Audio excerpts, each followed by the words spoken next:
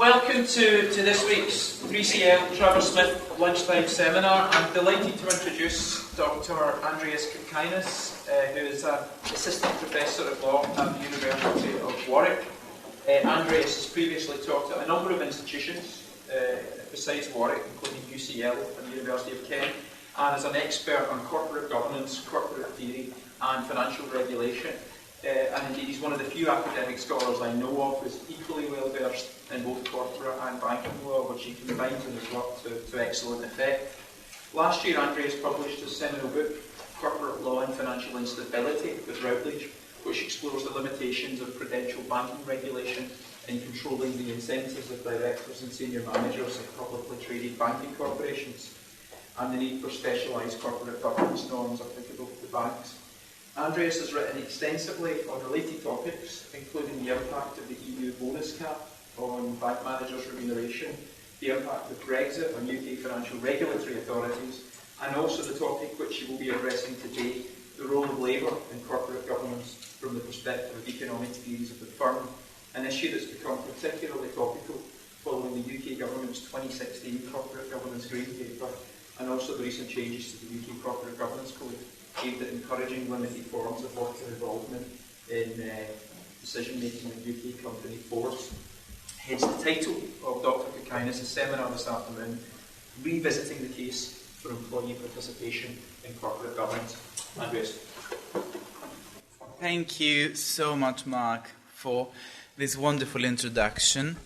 And it's such a pleasure and an honour to be here and to have such a big turnout. I hope that you will find this an interesting afternoon, and that you will, particularly the students of the audience, come away thinking about this issue, irrespective of which particular perspective you sympathise with, because it is a contentious issue, let me say from the start. I think it's one that is worth reflecting on, as it is quite an interesting intellectual pursuit, and also, of course, relevant in policy terms, particularly right now. So, employee participation in corporate governance. In a way, the title is slightly broader than what I really am looking at, because I'm focusing particularly on employee representation on boards of directors, because obviously participation, largely defined, can include other forms of information and consultation, not necessarily board-focused representation. So evidently, as Mark suggested, this is an area that is much, much more in the forefront of the public debate now than it was, say, 10 years ago. For instance, the new Corporate Governance Code, which will apply from the 1st of January 2019, requires companies, on a comply or explain basis, of course, to actually have some way of getting feedback and input from the employees. And this can be done particularly in three procedures that are, in a way, recommended by the code, which is having one director from the workforce, setting up an advisory board of employees, and designating a particular non-executive director to lead the relationship between the board and the employees. So that, in a way, is similar to what the code has done with a senior independent director whose main duty is to liaise with major investors, such as institutional investors, if they're not comfortable to go to the CEO, for instance, if they're not happy with the CEO's performance. So that might be quite a limited and modest step, as Mark said. Obviously, it's not obligatory. A company can provide an explanation why they don't adopt any of the three procedures, and even those procedures are not in any way particularly expansive. But still, it is a significant change in the tide, because obviously it's the first time that we see the Financial Reporting Council and corporate governance codes in particular taking a perspective of focusing on the empowerment, if you like, the voice of employees within companies, rather than a purely shareholder-centered perspective, which is pretty much the focus of corporate governance and corporate governance codes of the last 25 years. So we can see a little bit of changing times there. We can see that also in the responses by major corporations, institutional investors, and others to the consultation held by the FRC. Going through those voluminous responses, as I did, one can see obviously a range of perspectives, but pretty much every corporate or business entity supports in principle the value of engaging with employees and of actually getting their views on the matters regarding corporate management and leadership. But at the same time, of course, unsurprisingly perhaps, they also stress the need for maximum flexibility. So, politically speaking, again, there are a few different voices, including the most recent Labour Party conference, but also an initial speech also by the current Prime Minister regarding having employees on boards of companies, and indeed one can see that this is not anymore something that would be considered particularly alien to the UK regime. So, that's enough with how current it is. The question is, what is the problem, and why make a paper about it, and why use up your afternoon about it?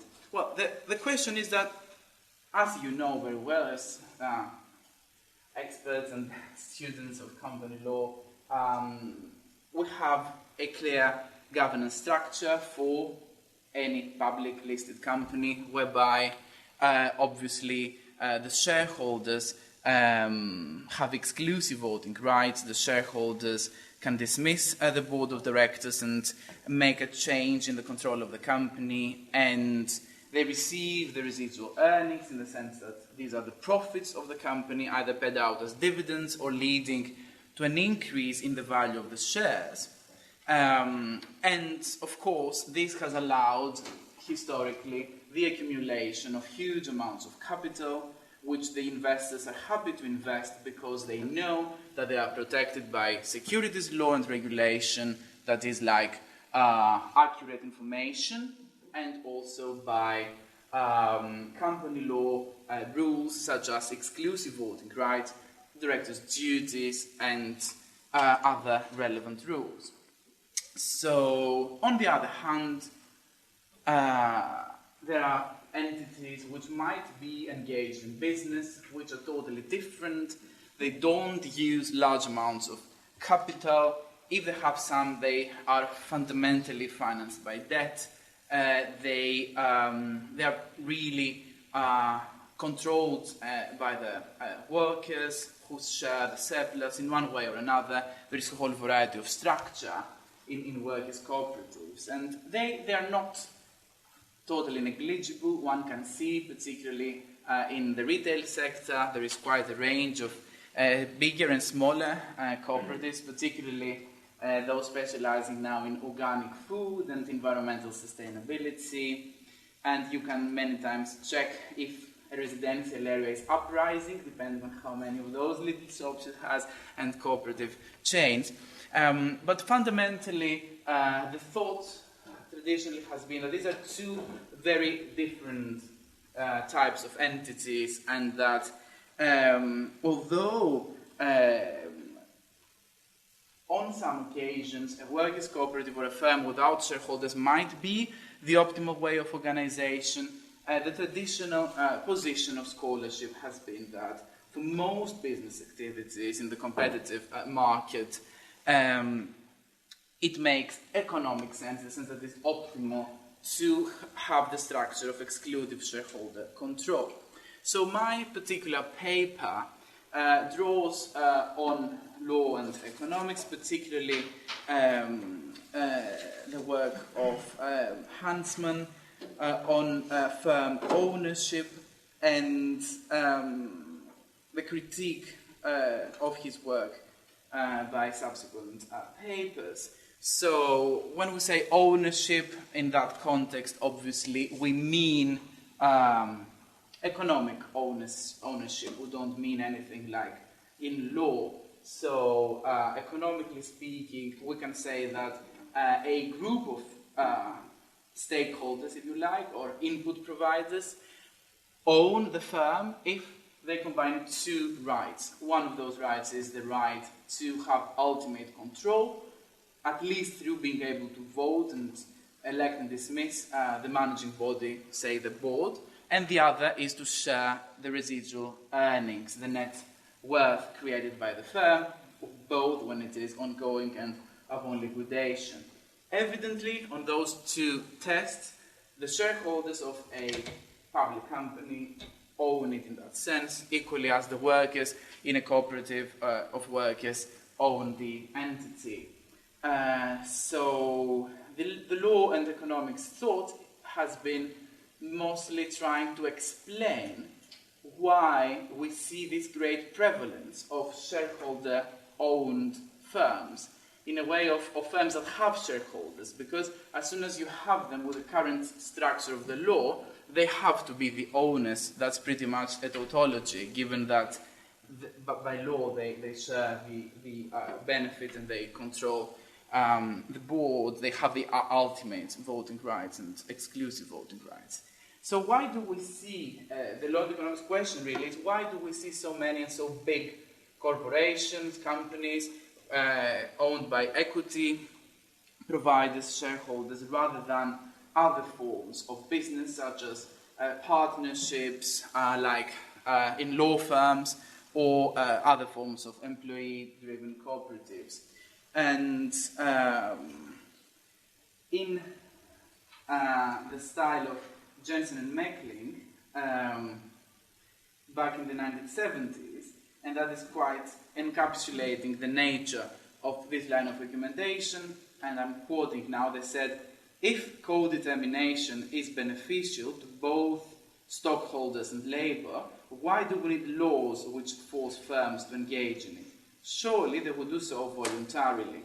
So the main argument is that because we do not observe in the market, in large entities, large business entities, any other ownership form to prevail, because we observe that the prevailing form is the current public company, from that we can deduce logically that it is the optimal one.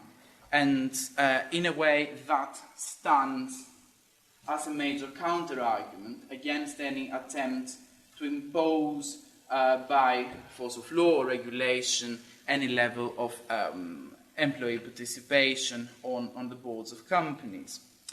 So that is based on a premise that first of all we can equate what is optimal from the perspective of the shareholders of companies with what is optimal economically in general. This assumes that there are no externalities and assumes that the interests, say, of every other stakeholder, including employees, can be and is fully protected by other areas of law, notably collective labor law, collective bargaining, and other areas of regulatory law.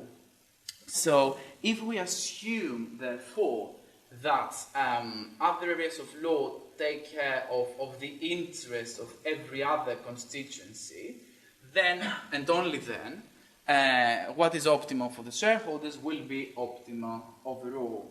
And the second assumption the argument makes, the argument that because it doesn't prevail in the market, it is not efficient, it is suboptimal, is that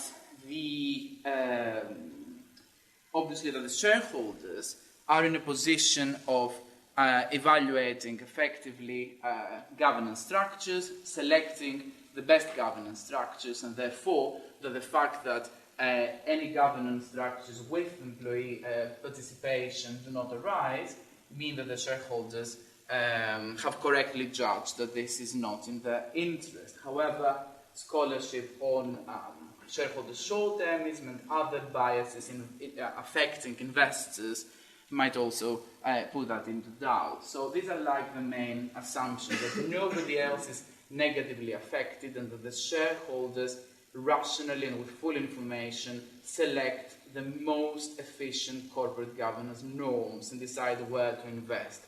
And under those assumptions, if we see that the shareholders do not want something, we can presume that this something is bad for them and suboptimal economically. Equally, as if we see that they want something, like independent boards, we can make the opposite presumption. So if we try to unpick it a bit, you can see something like that and some graphs on the same notion in various books on the economics of industrial relations. And it's quite interesting to see the difference between law and economics on one side and other strands of economics that look at labor relations, because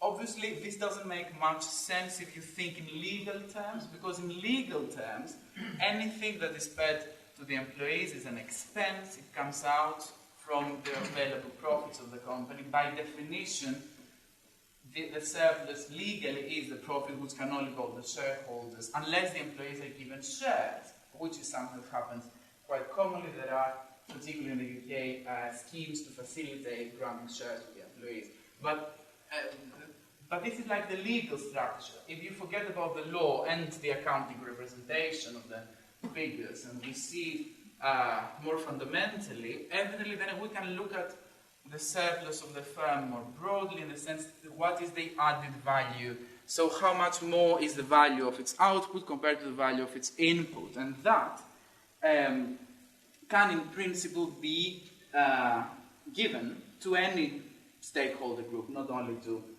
shareholders and employees, also to other groups such as customers. This is the idea of like managing the surplus before a company knows what its, legally speaking, obligations are. So if a company decides to increase, say, salaries or to withhold an increase in the price of the product, they are in that sense delivering some of the surplus to non-shareholder constituencies. And for those of you familiar with stakeholder management theories, understand what I mean, because again the idea there is that the board of directors is not bound to effectively channel all the surplus to the shareholders, but it can decide how to balance the interest of various stakeholder constituencies. But why I'm putting that here is just to make the point that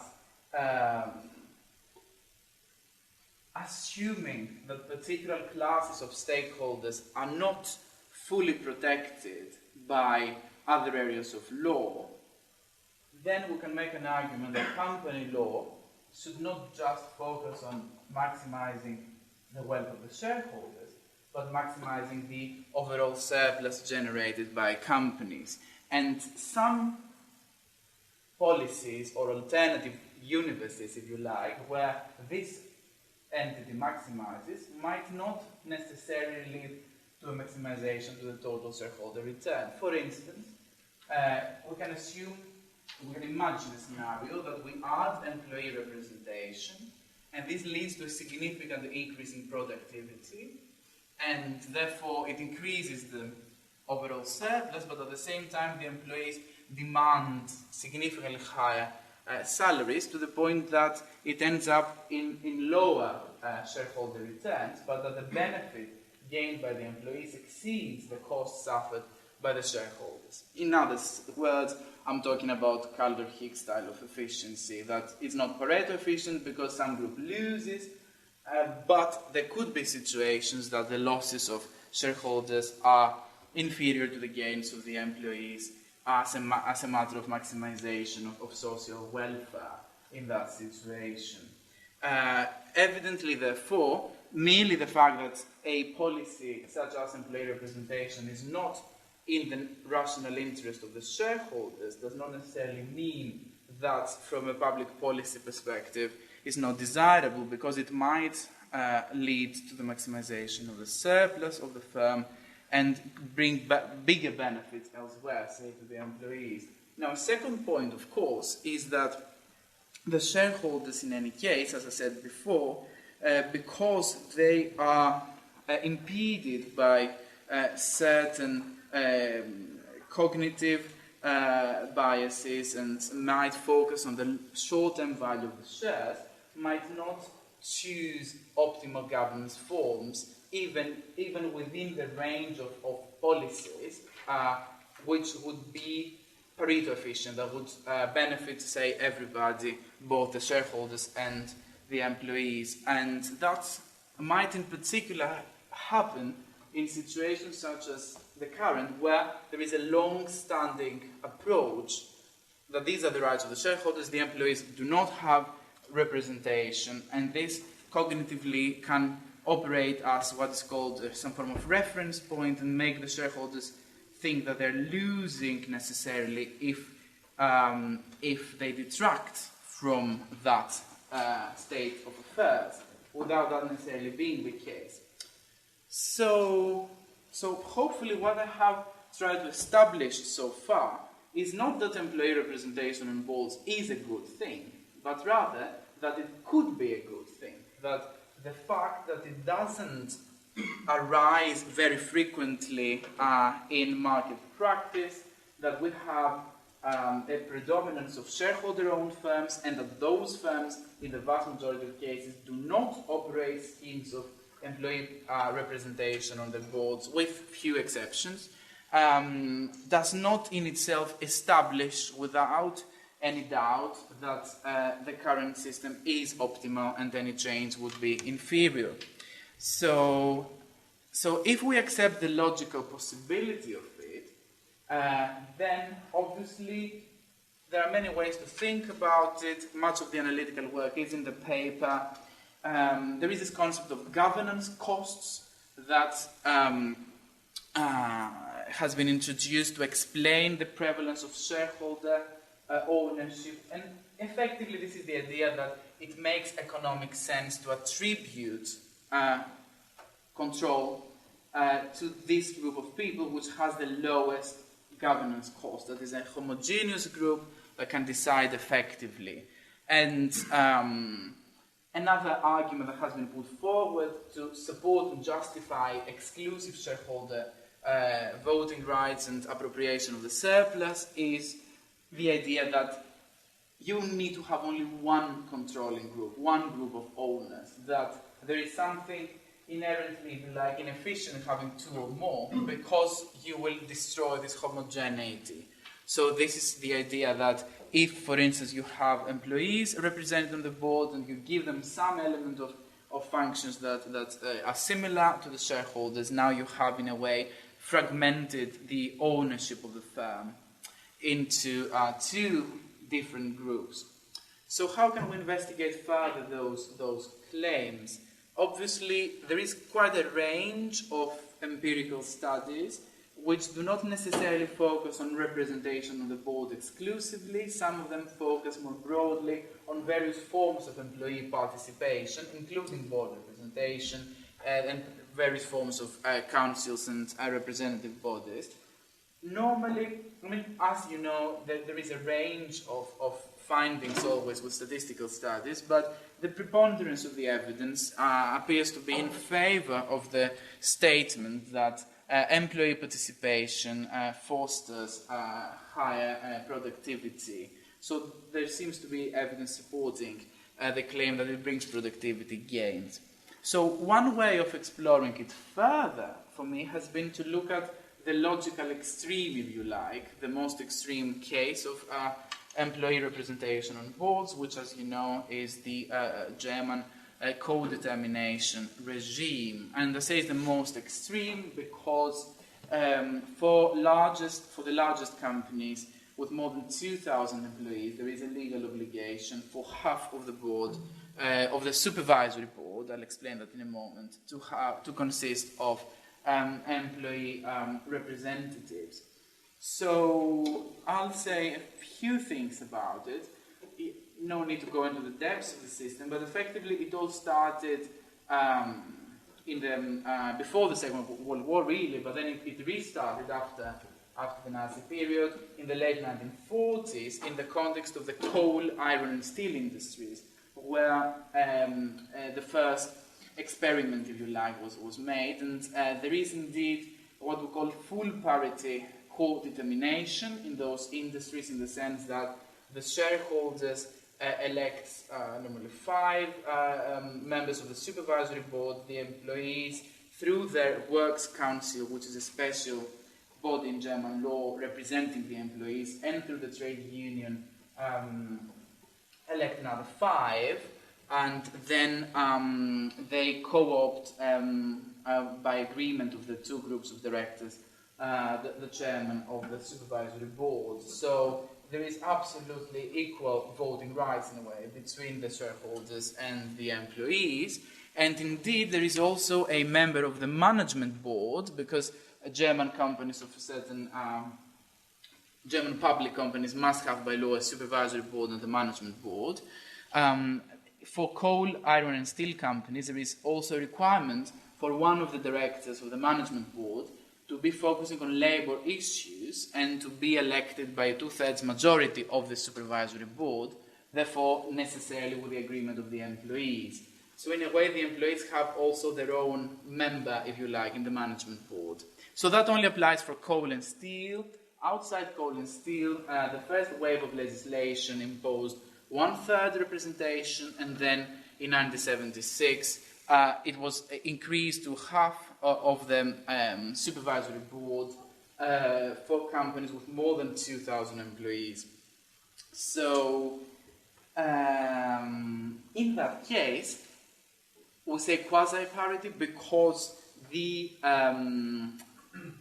representatives of the employees, one of them must be from managerial employees, who normally votes with the representatives of the shareholders, and also the shareholders have the privilege of the directors appointed by the shareholders have the privilege of selecting who is the chairman of the board if there is a disagreement. So the bottom line is that the chairman has a casting vote, so if there is a tie, the perspective of the shareholders, of the shareholder representatives, will be upheld.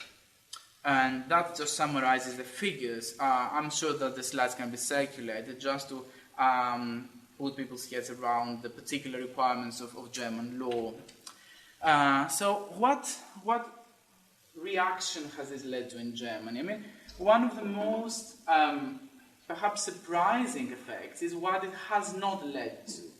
Obviously, some people were concerned it would lead to companies moving away from a focus on commercial objectives and profitability. There is no evidence that this has happened. So it is clear that it has not led to any situation that the employees are not, they do not feel that there is a clear steer towards the commercial success of the enterprise. Now, evidently, as you can imagine, there is a whole wealth of responses and evidence, but many of them are relevant reports emphasize that it has led to increased employee loyalty, and also that it has preserved industrial peace, particularly in sectors that have declined dramatically. For instance, the coal and steel sector in Germany, since the introduction of full parity codetermination, has reduced from 4% of the GDP to 0.4% of the GDP, and is now a shadow of its former self. But this downsize happened without major social unrest and industrial disruptions. And another thing that has been finding in a way of the qualitative studies is that what the Germans called the enterprise egoism. So in a sense that the employees who sit on supervisory boards to represent other employees in their own company, right, tend to put first and foremost the interest of the particular company rather than broader if you like, class interest of the employees as a whole, or broader trade union policies. And by doing so, they have ensured that companies have sufficient flexibility to remain competitive and change. So one way that this has happened is by relying on what we call the internal market of the company rather than the external labour market. What does this mean simply? Say in a UK company, if there is a significant change in demand and it needs to shift its management approach and change effectively the nature of the product or services it provides, is likely to be done through massive redundancies, and it is likely that the employees would not necessarily be happy to retrain and to change their job description, if you like, but prefer to find another job in the same area that they have. Whereas it seems that in Germany, what has been happening for some employees at least is that if the company needs to change what it produces really, it will try to rely on the so-called internal labour market. It will try to retrain and reuse existing employees before resorting to redundancies. Obviously, another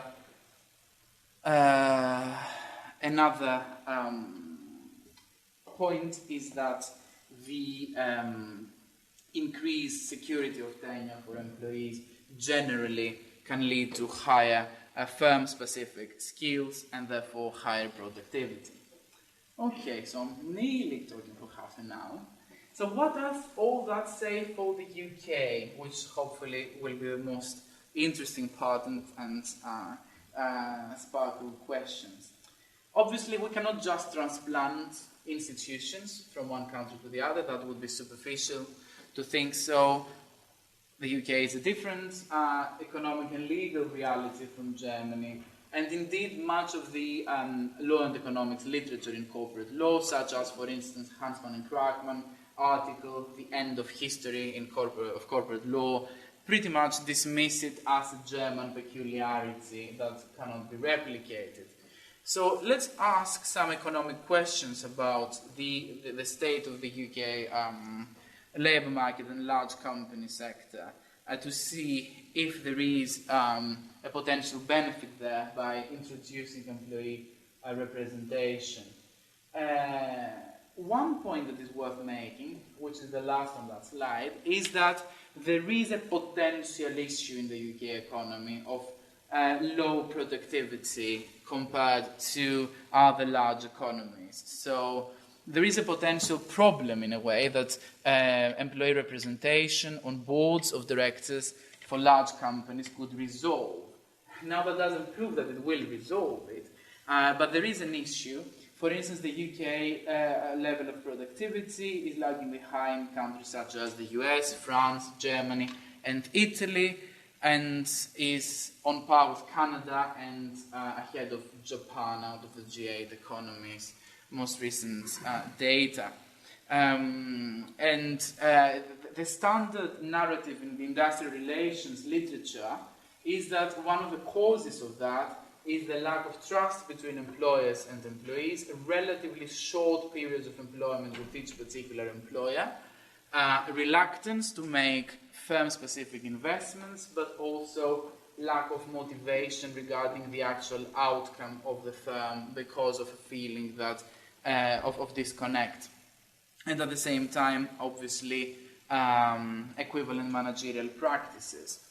Now, the other point, which has been made in the literature already, for instance, by David Kershaw, is that if you have an active market for corporate control, and insofar as the ability of the shareholders to trigger a hostile takeover would be preserved in any new system, so in a way the final ability of the shareholders to remove the board would be preserved, that in itself provides very strong protection for the shareholders from, say, managerial agency costs and other forms of opportunism, and in a way opens the way for employee participation because it resolves many of the problems that would be there if that level of market discipline wasn't around. And so in a way that is a point about removing one counter-argument.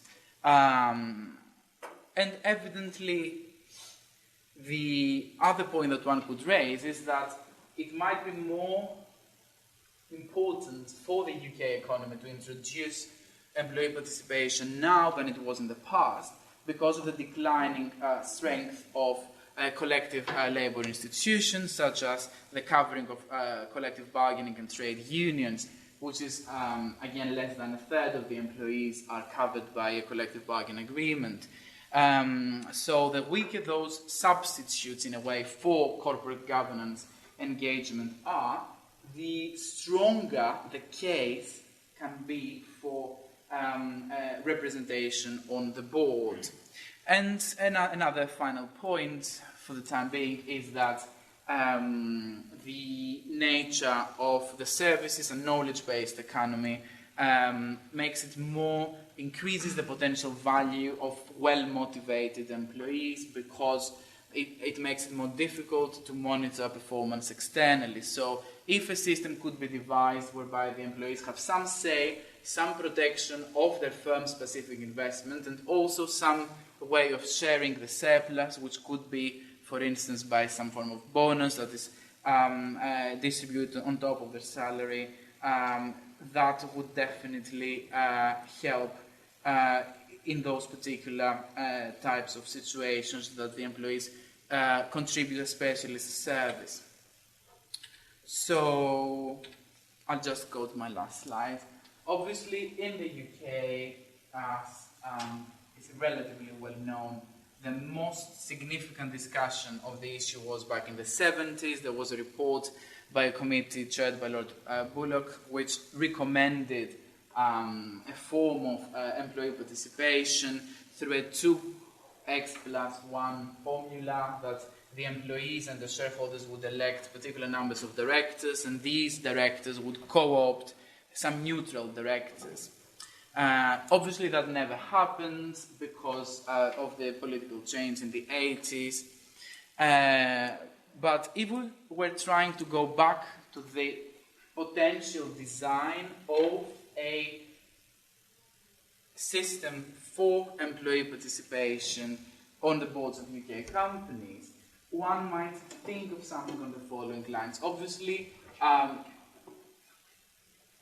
the evidence suggests that we would like a level of participation that is below half of the board, potentially a third of the board, given the preponderance of empirical evidence on what maximizes firm value and maintains, in a way, the ability of the shareholders, as said before, to dismiss the whole board. And another element that would be interesting is that instead of mandating any particular form of representation by law, the law could just mandate, say, listed companies to engage in negotiations with employees in order to decide a regime. And they could decide that they don't want anything, or they could decide they want any particular structure, but if the negotiations fail and there is no agreement, then the law could prescribe a default regime. So that could look a bit like what I have on the table, but I think it's quite important to follow. For instance, that this is the approach taken by EU directives on the Societas Europaea, the European Company, and cross-border mergers directive. So creating a negotiating process rather than imposing a particular outcome. And then one could impose a default set of participation rules in case there is no agreement, which would be in a way the most interventionist solution, because then it means that if the employees refuse to agree anything else, they would be entitled as a minimum to this default level of participation. Or one could refrain from doing so and just set up a standard regime on an opt-in basis. So in that case, any company would effectively have a veto if they would not agree on any system. So there are various levels of intervention, but the actual design of such a default system, either on an opt-in or an opt-out basis, could be that the employees elect amongst themselves a special representative body which could operate as an advisory council in the terms of the Corporate Governance Code, and then that this body appoints a third of the board and that they appoint directors with the same requirements as currently in the Corporate Governance Code of being independent. So that would mean that you can have employee voting rights without having non-independent directors who pursue very narrow and particular interests on the board. So that could preserve the nature of independent boards and their focus on corporate wealth maximization. So that is one possible configuration.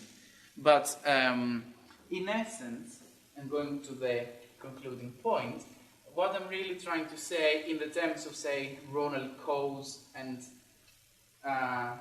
transaction costs is that we may have here a situation whereby because of transaction costs, as soon as a company is established, even in cases where it would be economically viable and beneficial that to have some level of employee participation, we do not have any. And one thing that the law can do to address those things is by the attribution of initial, if you like, property rights. That is again speaking in metaphor. That the law could attribute some rights by default to the employees, and then the employees could trade with those rights. If really it is bad for a company, the shareholders can then purchase the right back and ensure it is run exactly the same way as now. So insofar as regulation allows those trading, it doesn't grant any unwaivable right, then any possible outcome that any particular firm requires to maximize its efficiency will be possible. And therefore, arguments against such regulatory approach are somehow mitigated, even if one is still cautious or thinks that it may be economically viable or beneficial for some types of companies and not for others. But obviously, this is still paper in progress, and I'm sure that it's quite a contentious issue, and I'm not necessarily here to convince you, but rather to test the point. So I would very much welcome your questions and comments. However, against employee participation there might be. Thank you.